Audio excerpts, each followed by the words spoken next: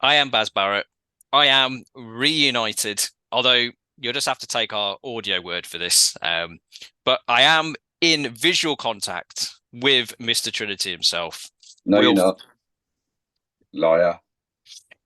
my charade has been well and truly foiled there. But that was Mr. Trinity himself, Will Forrest. You can That was it. tell he's absolutely delighted to be back in the same space as me after, as I mentioned on the previous podcast, my scouting trip.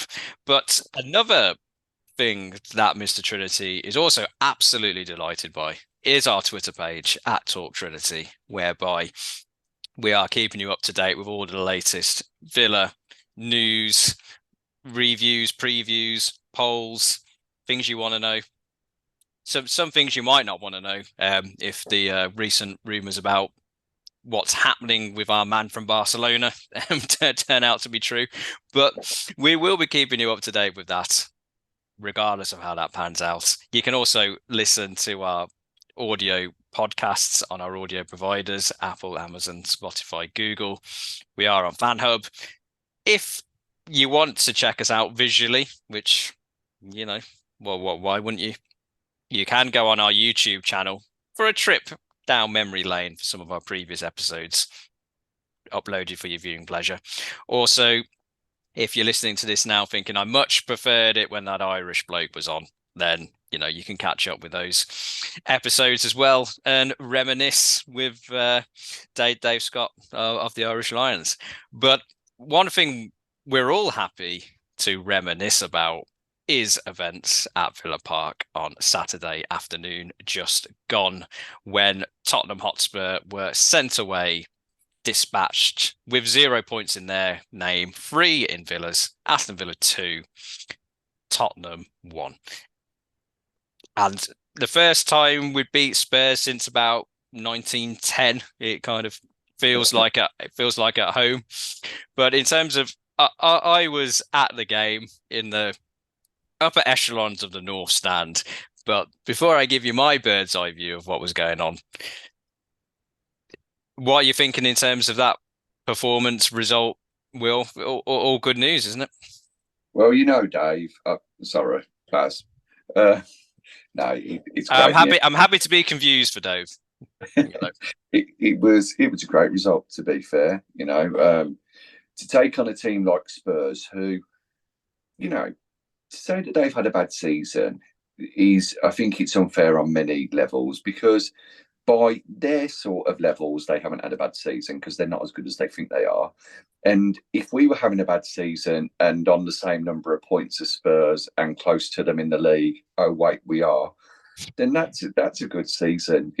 So Spurs are still a top team, and regardless of them having a kindergartner in charge of them at the moment, or Harry Kane's mate, they've put in some decent displays recently, even though they have been losing games. So to go and beat them at home, even with them having that 12th man at the end when they're allowed to play that wild card of the referee being on their side and VAR, it's a great 3 points. It keeps us in the hunt. I think if we had have lost, that would have been obviously a different story. But then again, Spurs have only gone and trumped us now, or the FA have, with Ivan Toney being suspended for 8 months, right in time for their Yeah. game against Brentford. Yeah. We'll come on to the European connotations a little later, but yeah, that is not good news from. I think it's almost more upsetting for Villa than it is for Brentford. Yeah, just a little. I mean, someone pointed out to me the other day that Brentford did manage to beat West Ham without Ivan Toney, but then again, that's West Ham. Well, yeah.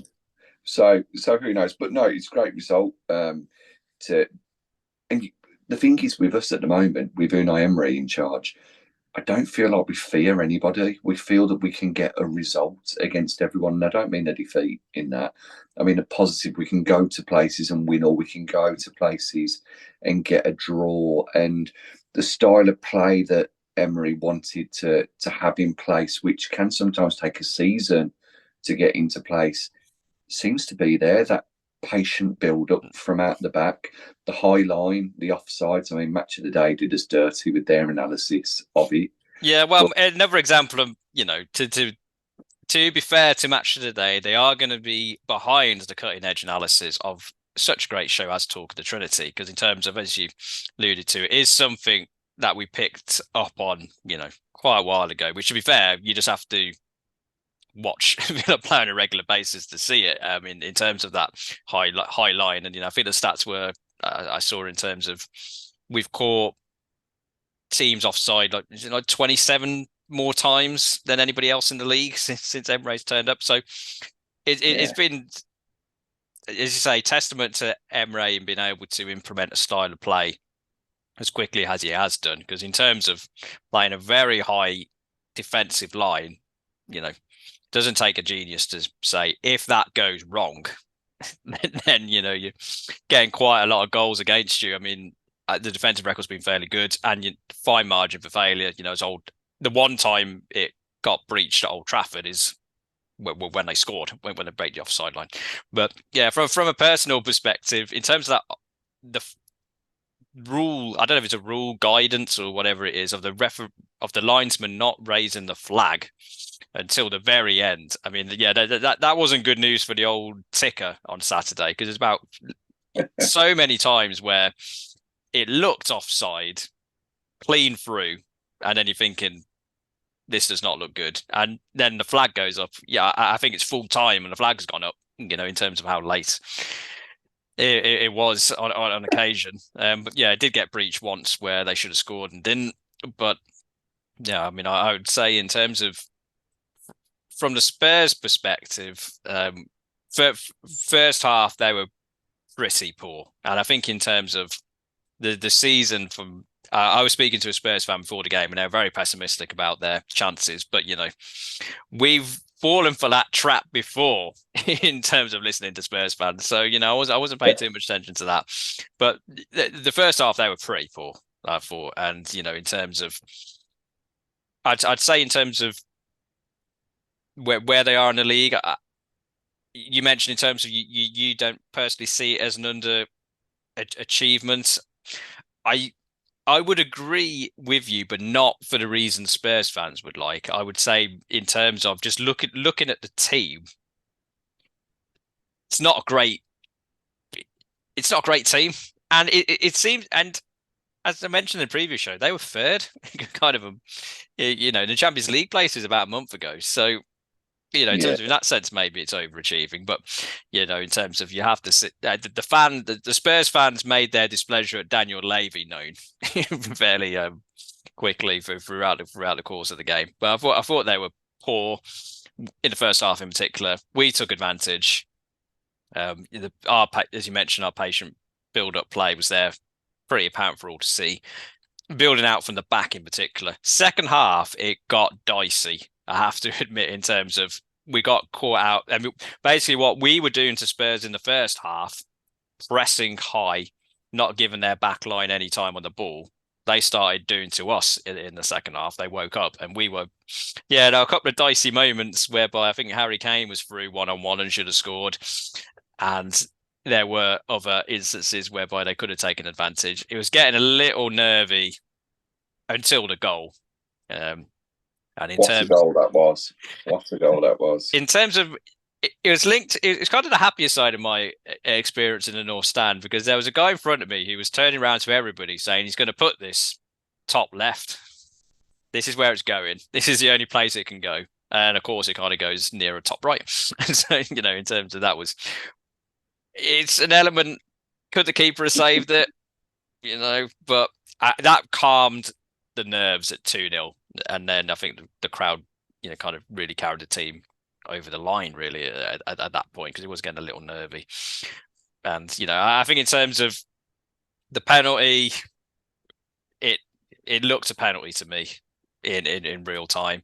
It's one of those situations whereby if he had been touched, would he have got the ball when he knocked it around the keeper? No.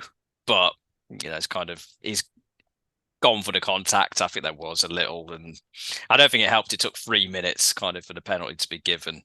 But held on, kind of comfortably in the end. Did deserved result, but yeah, as you mentioned, you can tell the building blocks Villa are trying to get into place, and I think one of the reasons, as we touched upon before, why it's happened so quickly is I think the team were just so willing for somebody to come in and kind of tell them what to do with a bit of tactical nous behind them, that they were very receptive to that knowledge. And I'd say in terms of maybe because of the players available, maybe Camera wasn't entirely fit. So there's always the recent discussion about does McGinn play kind of on that right hand side or in defensive or more that central defensive kind of role alongside Dougie Luiz. Played in that central role with it appeared to be the game plan or his one instruction it appeared to be given was go and wind up Harry Kane. And it worked very well. I'd say, in terms of Kane in recent years does drift deeper to try and find some space and kind of cause confusion in the defensive role. But McGinn was pretty much on him everywhere where he needed to be. Kane getting increasingly frustrated. And yeah, I think that was a job well done in terms of that. I mean, even McGinn couldn't kick him when the penalty was taken. But very good, in terms of we talked about it before, his resurrection. Another great performance from him, I thought. Oh, John McGinn's been great since Unai's come in, hasn't he? Really, he needed that belief in him, and he needed to be asked, "Where's your best position? This is where I think you can play." And he's taken the armband back on after having those couple of games where he was dropped, and he's excelled. He's a bit of a juggernaut, isn't he? When he's on the pitch, he's the one player who he hurries you up if you're the opposition because you don't want to get clattered by him, you don't want to get meatballed, type of thing. He's been great, and the thing with McGinn is that he shows again and again, particularly with Emery coming in, that regardless of the caliber of players that come in next season, you can pretty much guarantee that John McGinn is still going to be able to get into that first 11 because of his desire, his commitment, he's willing to improve, he's carrying out the instructions, he embodies the spirit of Aston Villa, doesn't he, in regards to what the Villa fans want. They want characters who are full-blooded, who are 100% committed. So fair play to him. He's having a great season, and you weren't the only one who thinks that. Just to digress slightly, so we put out on the Twitter page the other day who has been the player of the season for you Villa fans, who's been the underachiever, who's been the signing, and the signing of the season has splitted between Alex Moreno and Boubacar Kamara, which you'd expect. Kamara probably may have got a few more votes had he not been injured so much. The underachiever of the season, I think quite unfairly in many ways, is Leon Bailey. And Bailey, I can understand it, but when you've got players like Coutinho and Robin Olsen, for example, who really haven't done anything. They haven't, but in terms of, I'd say for Olsen, can somebody underachieve if they don't actually get the opportunity to do anything? I think they can. I think he can.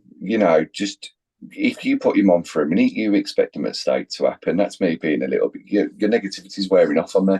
So you got to put him on for a minute though, in order to make a mistake. If he's never on the field, then I think he might have played against Stevenage. So I suppose you could shoehorn that in. He had a good game against Tottenham away. Let's be fair there. But apart from that, Bailey, on the other hand, I think has contributed a bit. Yes, he could do more, but I think to call him the flop of the season is a bit unfair. But going on to the positive side of things, because that's what we prefer here. We like those positive tests, just not COVID ones. No. McGinn, Mings, Watkins, Martinez, Dougie Luiz, those are the names that have been bandied around the most. And John McGinn most definitely has been great. Would he be your player of the season at the moment?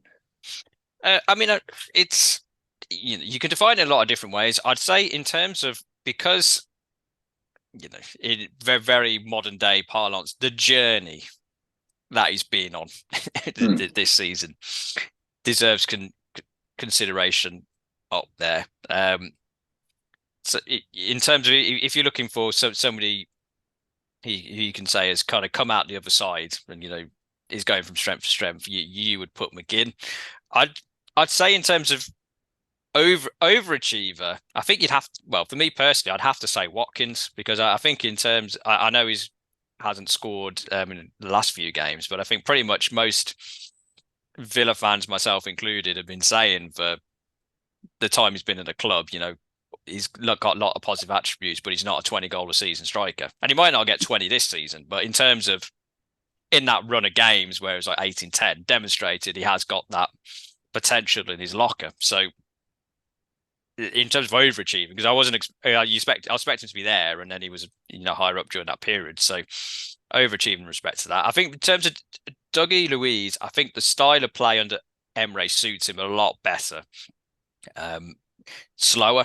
I think it gives him more time on the ball. He's not having to frantically run around, which I think is where he can get into difficulty sometimes, where he's got to make, usually in terms of snap, poor passes and poor tackles is kind of when he can get a bit caught out. So if he's got a bit more time to orchestrate things, that suits him a lot better. So I think that's been reflected in the performances. And I think, Martinez, he's had a solid season. He made a great save and mention from Kane on Saturday. In terms of, there's a separate debate to be had about Martinez in terms of what we do in the summer, which we might leave for another day. But I think in terms of his contribution on the field can't be ignored. And, I think he's had a solid season. In terms of Leon Bailey, if you listen to the guy who was sat behind me in the North Stand on Saturday, he's one of the worst players who's ever lived. But according to the guy who sat behind me on Saturday, the starting 11 were some of the worst players that ever lived. I mean, in terms of, I've very rarely been in a situation. I think we've all been in situations down Villa where you've had people moan behind you, kind of prematurely, you may say, just going on about absolutely everything in a negative fashion. I've never quite. It was in the second half, the bit where I mentioned whereby Spurs kind of had a bit more the ball, well, a bit more pressure on us, and we were struggling to break out. It's about 10-15 minutes of constant negativity, moaning about absolutely everything, about how terrible we are and how terrible all the players are. The phrase quieten the crowd down, which usually happens when you're away from home, and it's like, get an early goal or get some pressure to shut the home fans up. Yeah. This was a situation, as soon as Dougie Luiz scored, this guy shut up and then left about five minutes later. So he's quieting the crowd down, but he's kind of his own. But one of the points is bringing that back to Bailey underachieving. One of the points this guy was making was that Bailey doesn't do anything away from home. That was one of his points. I mean, he was saying he's only comfortable in the home stadium. I mean, I'd say if you're originally from Jamaica and have played in Germany, Birmingham isn't really going to feel that much home, I'd say in particular. So I think that's slightly overrated. But yeah, the point was in terms of at home where you got a bit more time, possession on the ball, he's more productive than away where you might be having less of the ball, a bit more pressure on you, more emphasis on you to make something happen. So I think it's generous. At its most generous, like, in terms of, I'd put it like that. But I think it's a real testament in terms of, especially under the Emre style of things, there's not really too many players you could say have underachieved in terms of, I suppose, another way of phrasing it, players who you've been disappointed by, really, over the course of the season. I mean, I think Dendoncker, you're scratching your head a little bit when we bought him. Few not great performances, but when he was in the team over the last month or so, played fairly well. I mean, in those performances, so that a little bit of a redemption story. But it potentially goes back to the same lines of what you're saying about Olsen. When you look at underachievers, you may hear the name Dean thrown around, for example, Chambers thrown around, and people thinking actually he's a bit more like a cream egg than a commie, Dendoncker. But then you think, well, hang on, what opportunities, sustained opportunities have they had? Because at the start of the season, nobody in their right mind would have said that Ashley Young could be in contention for player of the season. And the way that he's come in and played in a hell of a lot of the season this year, he's in that conversation. So it's, as you say, it's down to having that opportunity, but not just the odd, here you go, here's 15 minutes. If you don't score 3 goals, you're dropped again next week. It's a John McGinn, a Dougie Louise, an Emi Buendia, a Jacob Ramsey, Ollie Watkins, of I believe in you. Go out there and do this. You're going to be playing for me. You've got the next 4 or 5 games. Go and do it. And we've seen that Emery tends to be loyal to his players when they make it into the starting lineup. The only person who may feel a little bit hard done by because of 2 goals that they scored in quick succession is Bertrand Traore. When he came into the team, started the game, got subbed at half time, but unfortunately he wasn't doing it. And with the likes of Bailey on the bench and other players, Emery was able to make those changes, But I think we've got a lot more positives than we have negatives this year. The season as a whole is a positive. I know that we could finish 10th, in the end, and that you'd be disappointed. But we're going to finish top half for the first time in ever. Yeah, I think I'm looking at the table. I think mathematically, Fulham are 10th at time recording on 51, and we're on 57, so there's a 6-point gap. Their goal difference currently is +3, ours is +4. So technically, if Fulham would have to win both, we would have to lose both. That would result in that would result in a goal difference swing. And then Brentford are 9th, currently on 53, so they would have to win both their games as well. And as you mentioned, they don't have Ivan Toney for the last couple of games. So yeah, 10th is the lowest we could come, but it required Brentford and Fulham both to win their 2 games and Villa to lose both of theirs. But it is possible. But I agree in terms of what you said. Even if we did come 10th, there's been enough positives in the second half of the season in particular to have something to build on for next season. How much transfer activity in the summer remains to be seen. I think we would look to bring in 4 or 5 in the summer. Yeah. would be my prediction. But before we get to the summer and those 2 games we mentioned for all the teams at the end of the season in that 8th, 9th, 10th, there are still those games to play. And the first one of those games is on Saturday, 3 p.m. at Anfield, where Villa go to play Liverpool. And one of the, if you listened to our prediction show that we played in March for kind of the running, you will know that 2 of the predictions, which were maybe a little spicy, shall we say, were Palace will get 20 points between when we recorded at the end of the season. Currently, They are on 16. So if they win, a win and a draw will take them to 20 points. And I would have to eat the proverbial humble pie. The other prediction, which was mine, was that Liverpool would come 4th. At time of recording, Liverpool have won the last 7 games, undefeated in 9, currently stand 5th in the table on 65, 1 point behind 4th and 3rd, Manchester United and Newcastle respectively, on 66. So very much in form, very much in the hunt for Champions League qualification. It's going to be a mad dash to the finish for those respective teams. And it's safe to say, in terms of they got their goal scoring boots on. Salah is, even in terms of being the provider on Monday night, setting up all 3 of their goals when they won away at Leicester. Trent Alexander-Arnold moving into midfield has been a real revelation, kind of from a Liverpool perspective. I think in terms of basically averaging an assist a game, I think since then, and scored on Monday. Yeah, it's from a Liverpool perspective, form, as soon as you cross the white line, form can go out the window a little bit because, cliches such as you've got to play the game etc., all coming to mind. That being said, not a great time to go and play Liverpool in their current run of form, I would say. Well, what are your thoughts about Liverpool? Well, let's like I can put my hands up when I need to, and my hands are up. You know, they could very well finish third or fourth, and if they do, I think they've done a remarkable job. And when you look at the games that they've got left this season, you could argue that they've got the easiest games, though they do have the mighty Aston Villa to play. I do think that they will win 7-0 against Southampton. I know it sounds daft, but Southampton have to get smashed at some point.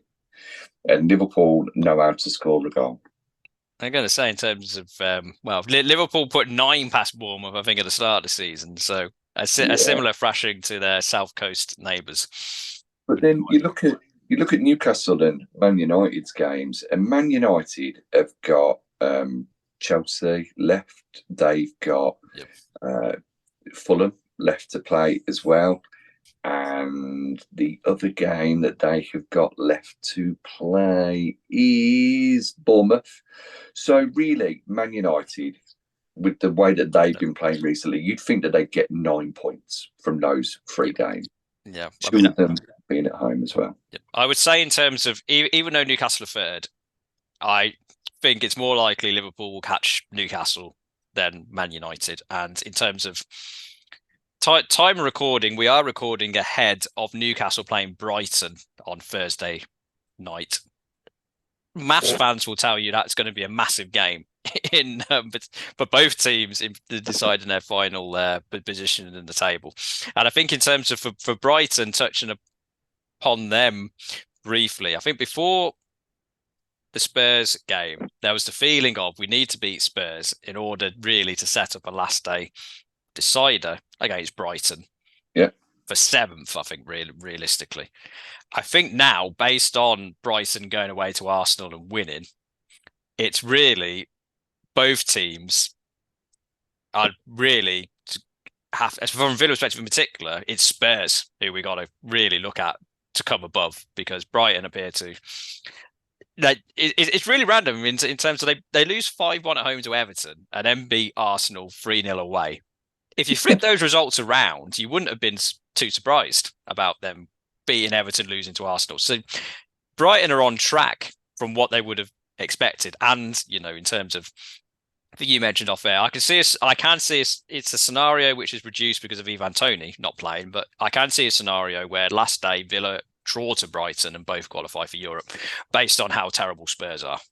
But, there's plenty going on in terms of that. It's one of them, isn't it? And you hope that the shootout is in our hands when we come to Brighton. Brighton like to play against open teams such as Arsenal. They didn't do too well against the teams that are a bit more compact and closed down. Us at their ground, Everton are a more closed down team. That is a shock result. Just quickly going back onto Liverpool, I think the problem for Liverpool have to get 6 points, obviously, to finish 3rd or 4th, in my opinion. Yeah, I can see a scenario where they get 6 points and still come 5th, I should say, but they have to win both. I was just about to say to you, I don't see Newcastle not getting 6 points with Leicester and Chelsea still to play, as well as Brighton. You never know, they could beat Brighton. No one knows what's happening at the moment. Leicester they should beat, and I can see them going to Stamford Bridge and getting a win there. Looking at it though, in regards to Liverpool and in regards to should we be fearful of the informed team at the moment, well, there's a rule of Will, or there's a rule of Villa. And the rule of Villa is that if you're doing really, really rubbish, if you're a bag of crap, come and play the Villa and we'll give you 3 points. And, we'll put it in a gift bag for you. We'll send you off on your merry way. And then you can turn your results around. And if you want to, you don't have to. It's entirely up to you. Leicester at home, for example. There's the other rule, though, the other side of the coin, which is come and play us when you're high flying, when you've won a load of games, when you haven't lost for ages, and we'll do you. We'll turn you over, and you'll be shocked. you've probably go and win your next game after that, but you'll never beat the Villa. There we go. So segueing it on to Villa very nicely. And I think the key to the game is going to be what we have discussed in relation to Spurs game, is that high defensive line that you anticipate Villa are going to play. And I think in the first 10 minutes, we will see how well that is going to work when you have an informed Mo Salah prowling ready. I mean, in terms of, I have to proceed on the basis that we're going to play exactly the same way as we did away at Old Trafford, as we have done, largely since Emre's been in, of that high line. I don't think, we're not going to change it. It's got us results. Why would you? But, that is going to be the acid test. And I think in terms of, especially from a Liverpool perspective, like you mentioned, they have to win, really, to keep their Champions League hopes alive. Does, as you mentioned, leave potential space for us on the counter, which, especially early on in the Emre reign, we were very happy to exploit, especially when we were a little more unknown kind of at that area. So that cliched first 25 minutes, I think it is going to be absolutely key to this game. And, football cliche 101, if we're still in it or we nicked an early goal. I mean, in terms of goals scored in the first 15 minutes, I think Villa are top of the league, I think, in terms, another one against Spurs on Saturday. I think it must be at least 15, 16, I think we scored in the first 15 minutes or so very high. So whether, kind of smash mouth football, whether we do go look to hit them early, and then rely on our high defensive line. We'll wait and see. In terms of the Villa team for Saturday, and we touched upon it earlier in terms of how we lined up against Spurs and the role of McGinn and Camara. I do think in terms of one of the key tactical decisions for Emre is going to be, do we bring Camara back, presuming he's fit, into that central role with Luiz to play McGinn on the right, where Bailly played, or do you leave it as it was against Spurs, relying upon maybe Bailly's pace on the counter attack to potentially create some opportunities for Watkins? Presuming everybody's fit, what way would you go in terms of that decision? Well, I was thinking about this because I was thinking about who our key player would be and who their key player would be, because whilst you were sunning yourself abroad in Egypt, I did a couple of things where I predicted who the key players would be, and in my, I got one wrong, but I said Mings against Fulham, which I was quite pleased with, and I said Ramsey against Spurs, again quite pleased with. I think that it's going to be our left winger who is the main player for us this week, and because of that, I would put Boubacar Kamara back into the centre of midfield alongside Douglas Luiz, and I'd have John McGinn playing off the right of midfield. I think him there, we can hustle Andy Robertson. Him and Andy Robertson are very good friends. Andy Robertson's come out today saying how well they get on, how surprised everyone's been by Villa's upturning fortunes, except for John McGinn. And I think that McGinn will drag Robertson into parts of the pitch that Robertson doesn't want to go because of them both being naturally left-footed. I'd have Leon Bailey up front with Ollie Watkins, very much because of the counter-attacking pace. Also because Liverpool's defence isn't what it was in lockdown. Van Dijk isn't the player he was. There's rumblings and murmurs about him and Liverpool fans saying that he's past it, that they need to be looking to the future. Matip and Kanate, both good centre-backs, but there's opportunities there to run at them and get behind them. Yeah. I would say at this stage, they have not conceded a goal in the last 3 games. Yeah. Admittedly, that was against Fulham, Brentford and Leicester. And I do agree in terms of, it's not Van Dijk in his pomp, but I do think their defence is still pretty decent.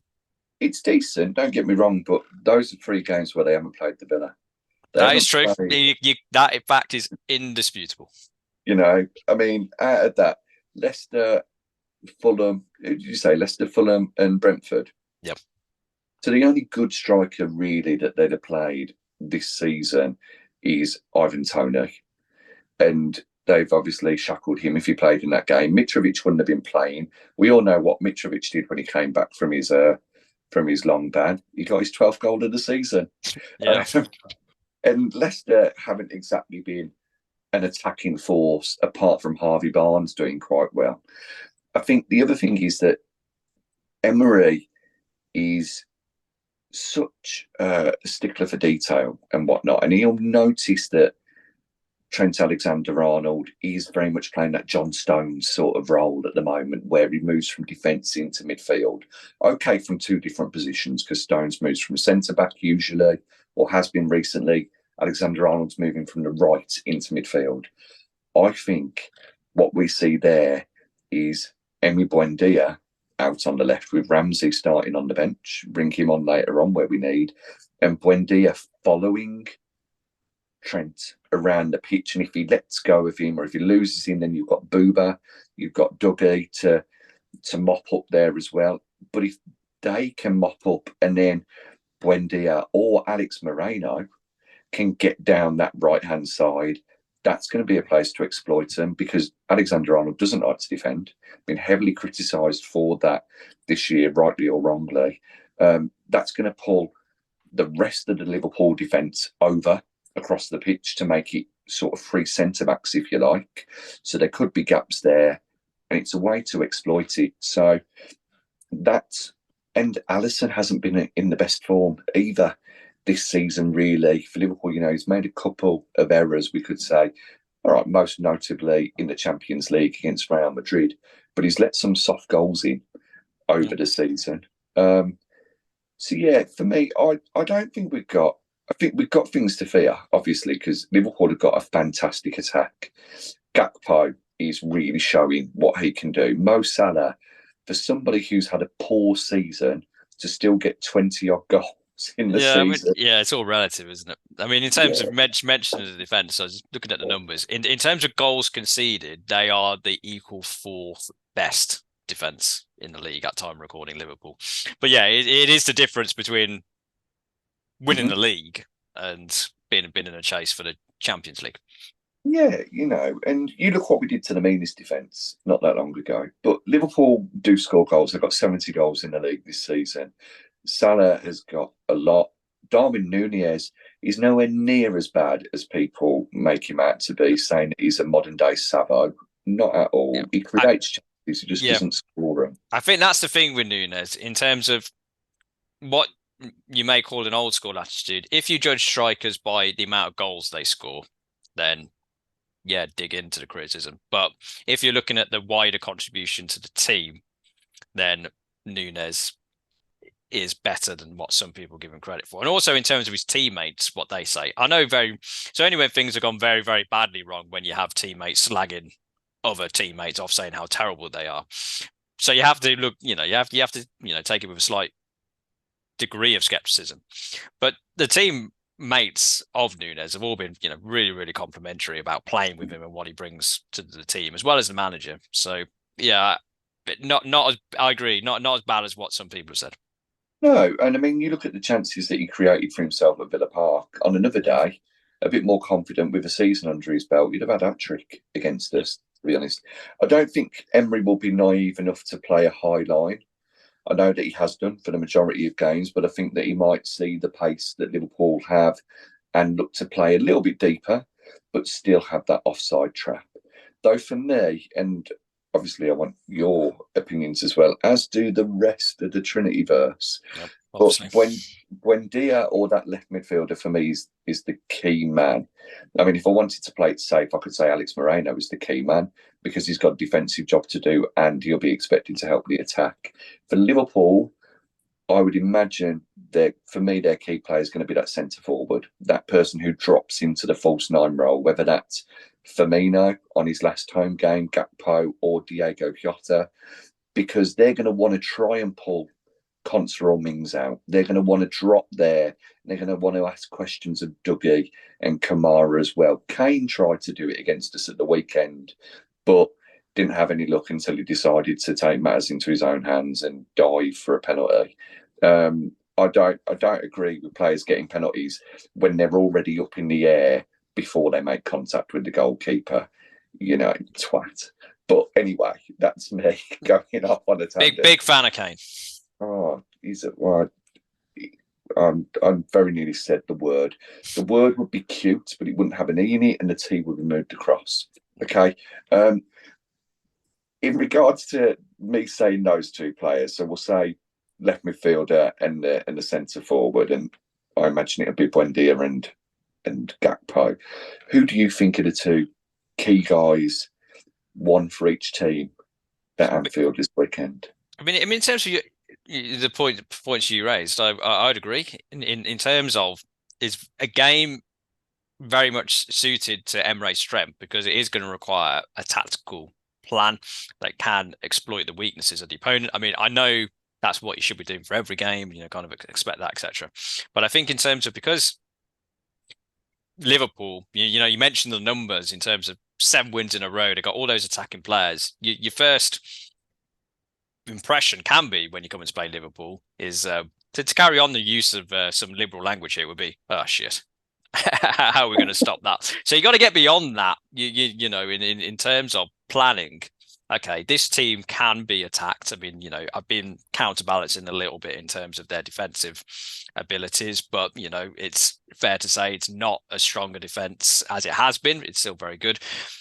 I think in terms of it's the midfield where we can get at Liverpool, and that's partly, as you mentioned, in terms of Arnold likes drifting in, where he's been encouraged to drift into the midfield, so there's going to be space behind him for Moreno to attack. And if you want somebody to follow somebody around and annoy him, then Buendia is a good shout in terms of that.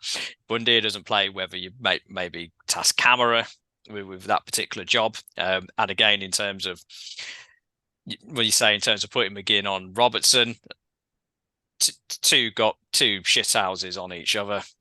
I think that's a tactical battle you want to see.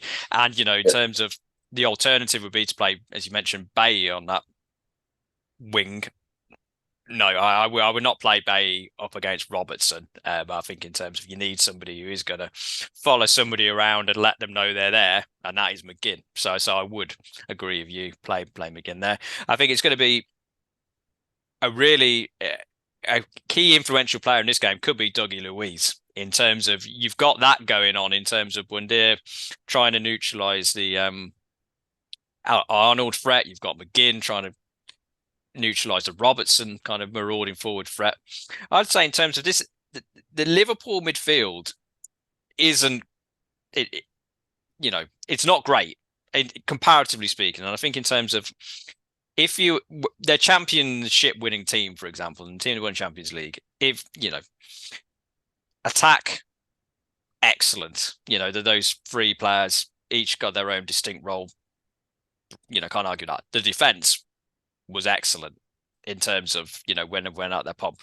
The midfield, not terrible. I'm not saying it's terrible. You obviously got some very good players, some internationals in there, but in terms of, and I know there was an element of rotation on Monday night in terms of their last game against Liverpool, Liverpool's last game against Leicester.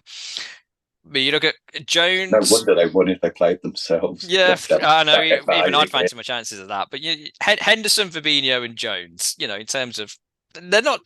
You can't say they're terrible players or they're rubbish. I mean, they're good. They're very good players. But it's not. It's not. And this again is a pretty stupid comment, because Man City are going to win the league. It's not a Man City midfield, is it? It's not one where you're going to be like, oh, even the players who you might not think are much good are going to destroy you, like Gundogan and Rodri, as we have personal experience of based on events at the end of last season. So I do think, and especially the way Liverpool tend to be very direct, kind of get it forward. Why wouldn't you get it to your centre forwards? Because they're electric. You mentioned in terms of the amount of goals they've scored. So I do think that midfield area for Villa, even if it is just kind of for Luiz, the conduit, not to try and play through the midfield. It's you got Moreno coming in on the left, because of the space behind. You've got McGinn getting away from Robertson. I think and this isn't massively different to the way Villa have been playing under Emery, but I think in terms of if Luiz has a 9 out of 10 game, we got a great chance of getting something from this game. If Luiz has a 6 out of 10, then I think we're getting beat. So all of the other players, as you mentioned, very important. I agree with everything you said in terms of the tactical battle, but that leaves the space for Luiz to step up. And if he does, then yeah, you hopefully whoever we've got up front, Watkins, Bay, as you suggested, could very well be the case. Couple of chances, put them away, and then hopefully we're laughing all the way out the ground. Now we've made it seem really easy as to how we're going to get a result. Comes to prediction time. Put the proverbial money where the mouth is. Do you think our tactical genius is going to be copied by Emery to get 3 points? How do you see the game panning out? I don't think our tactical genius will be copied, because I think that we're probably a pair of Kermits in comparison to him and his football knowledge. However, I've set myself up here, haven't I? Really, I've found this hill. I've planted my sword in it. I've got the throne. I'm sat there. You can see my crown on my head, and people are gathered to have a little watch and to see what shit I'll come out with next.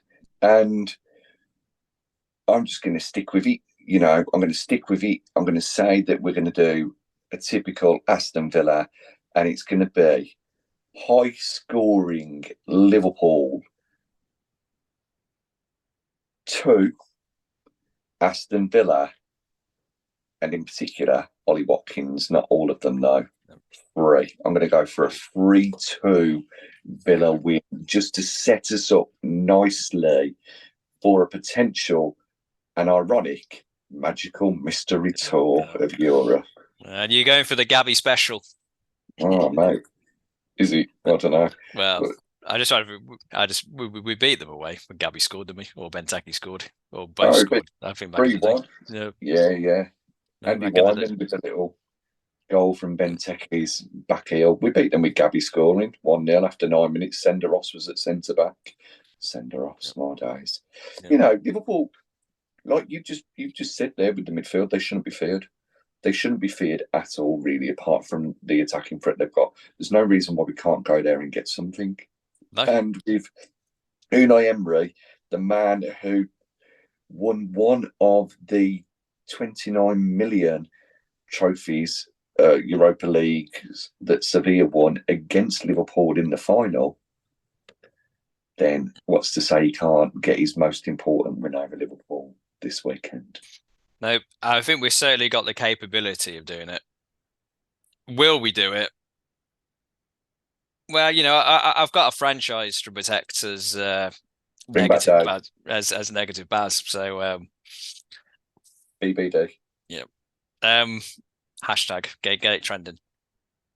3-1 Liverpool. My prediction.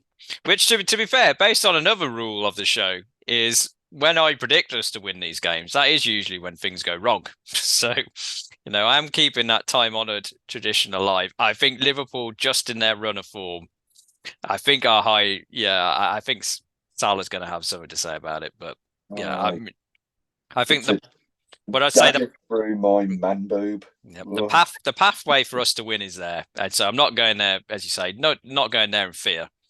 But maybe past history is burning a little hole, kind of clouding, in my judgment. But speaking of past history, which definitely should have made the judgment that is a place you should be spending your time, check out our Twitter page at Talk Trinity, whereby, well, we will be asking for your score predictions, no doubt, your thoughts in the run up to the game, after the game, and everything else in between in terms of what's going on at Villa Park.